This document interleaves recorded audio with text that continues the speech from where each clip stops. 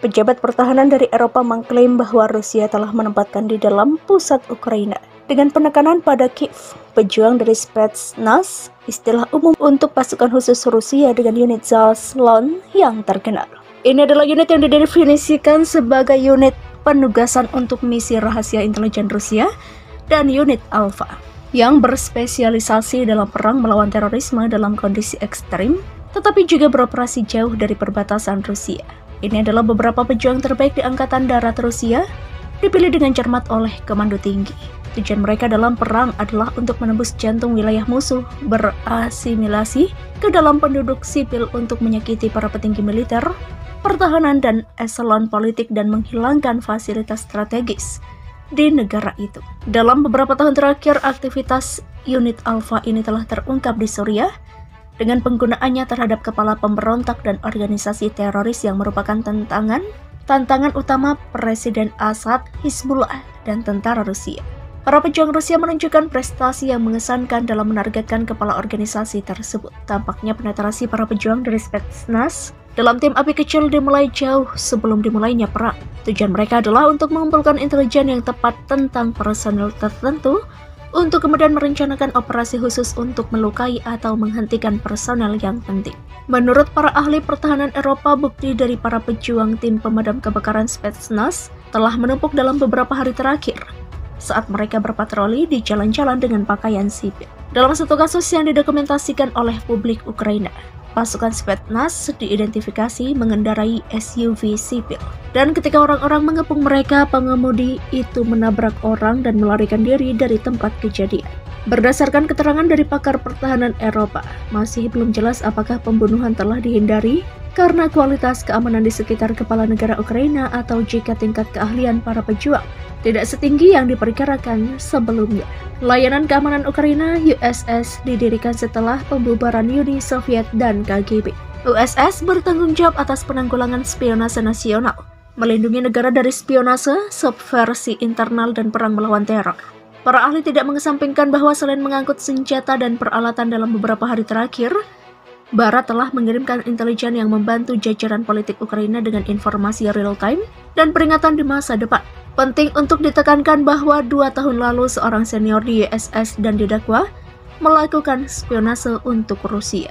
Salah satu ahli memperingatkan bahwa upaya tak henti-hentinya intel Presiden Rusia Vladimir Putin untuk menghilangkan jajaran atas eselon politik dan militer telah membuat cukup alarm di masyarakat. Selain membagikan senapan kepada warga untuk melindungi kota-kota begitu pasukan Rusia memasuki wilayah perkotaan, ada beberapa kasus warga sipil menembaki sesama warga sipil karena khawatir mereka mungkin pasukan rahasia Spetsnaz. Para ahli khawatir bahwa seiring berjalannya waktu dan warga sipil terus mengangkat senjata, lebih banyak kekacauan akan tercipta di jalanan. Salah satu ajudan Volodymyr Zelensky sebut invasi Rusia terhadap Ukraina bisa menjadi awal pembantaian global. Andriy Yermak, ajudan Zelensky itu berpendapat bahwa ambisi Putin untuk menguasai Ukraina adalah sebuah awal dari ambisinya mendominasi Eropa. Perang ini bisa menjadi awal kehancuran Eropa yang lebih besar atau bahkan pembantaian global. Menurutnya, peristiwa invasi Rusia terhadap Ukraina adalah peristiwa kekerasan dan pelanggaran hak teritorial terbesar di Eropa sejak berakhirnya Perang Dunia II. Sejak akhir Perang Dunia II, Eropa tidak pernah melihat kekerasan dan ambisi teritorial secara terang-terangan pada skala terbesar ini. Demikian tegas Yermak. Menurut orang kepercayaan Zelensky ini, tindakan Vladimir Putin yang menyatakan perang terhadap Ukraina adalah hal paling mengerikan bagi sejarah Eropa pasca Perang Dunia.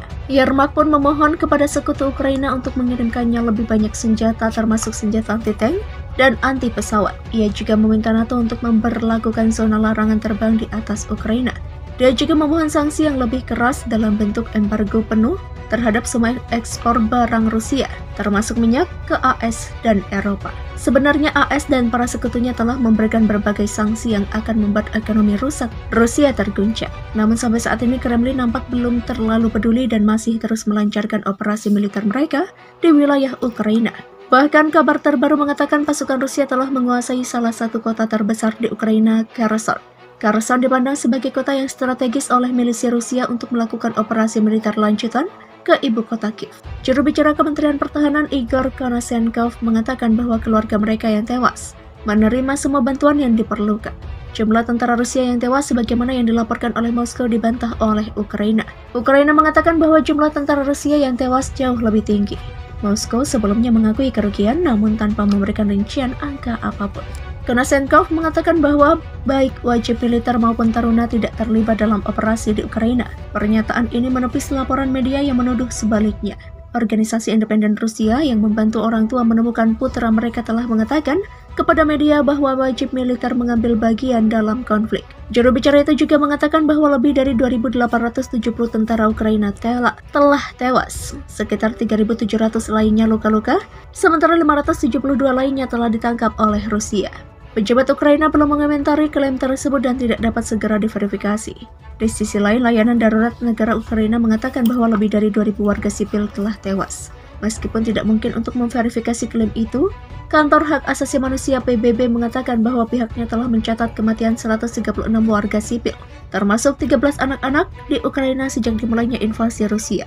Itulah Moskow yang ratusan tentara Rusia tewas sejak serangan dimulai. Ukraina membantah invasi masuk minggu kedua. Pasukan Rusia telah mengendalikan kota penting Kherson di Ukraina Selatan setelah berlangsung bertempuran sengit.